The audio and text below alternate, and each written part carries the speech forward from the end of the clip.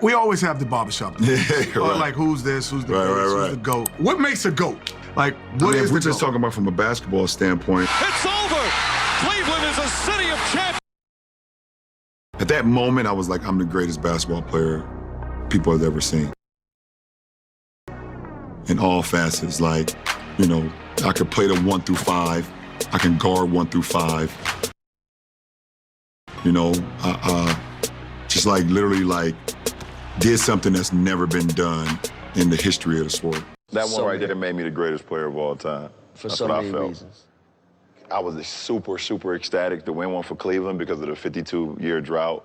Like, I was ecstatic. Like, obviously, I showed that the first wave of emotion was when everyone saw me crying. Like, that was all for 52 years. Everything in sports was going on in Cleveland.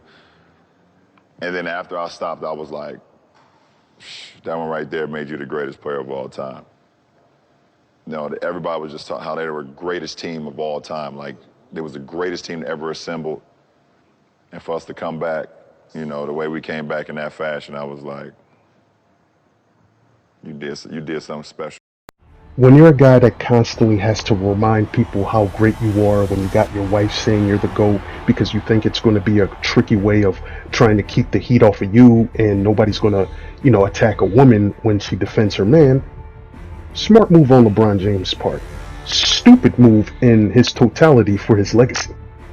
Because if nobody's going to listen to you when you say it, what makes you think people are going to listen to it when your wife says it? It's just not a real smart way to go about it as far as your legacy. Winning does not matter to LeBron James fanboys. Their logic when it comes to Kobe Bryant, he lost against 61 teams. You couldn't beat him without Shaq. So why is the 3-4 61 teams for LeBron James, which is a losing record, doesn't have any importance? Because I'll tell you why. When you see Michael Jordan's record, it has a winning percentage in both of those categories. They want to ignore winning because it defeats their argument and it deflates it. Here's a great analogy you can use against these LeBron James idiots. If losing and getting there is so much more important to you guys, I guess in football, the Buffalo Bills must be the greatest team of all time. They got the 4 Super Bowls in a row. They didn't win it. Because that doesn't matter. That's not the importance. That's not the significance of why you get to the Super Bowl. The significance of getting to the Super Bowl is just to be there and enjoy the festivities. Enjoy being there. The appearances of the Super Bowl is what makes a team of the decade in the NFL. Because LeBron James fanboys got you thinking that losing and ignoring LeBron James losing or trying to emphasize appearances is a way to distract you from his losing record in the finals. It's like saying, let's go to Disney World. Let's go to Disney World, you know, let's take that trip there. Let's go to the Disney World. But instead of going into Disney World, let's sit in the parking lot because the destination there was much better than actually going and experiencing Disney World. Here's where I disagree with Dreamers Pro Show, a channel that I watch a lot, and I agree with a lot of the things he said because he backs it up with factual evidence. It's LeBron James. Him and Rich Paul are the ones that create this idiotic, imbecilic narrative, if imbecilic is a word. It's just pure idiocy. The accolades of Michael Jordan speaks for itself. I'll just give you one small sample size that crushes any debate for LeBron James being the GOAT. Just look what he did during 95-96 season. The graphic is right there.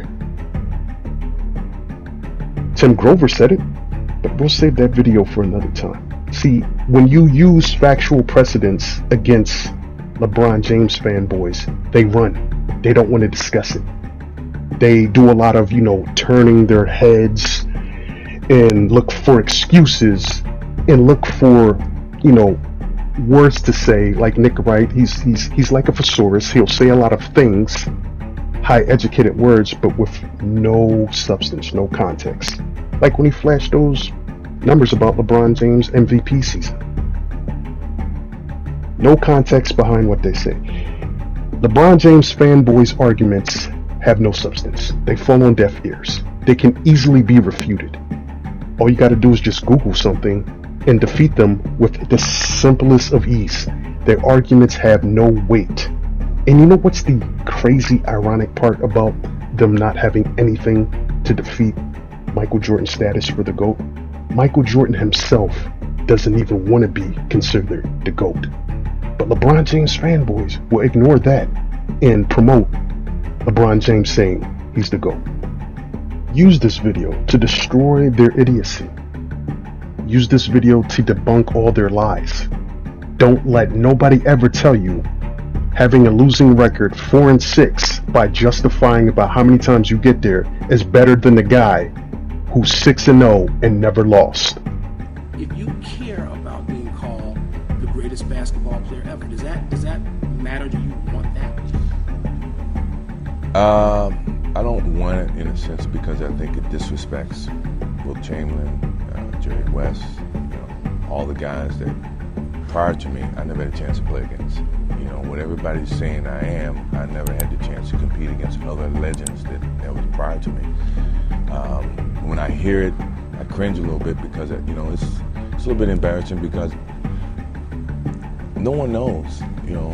I never had the chance once again to play against those guys.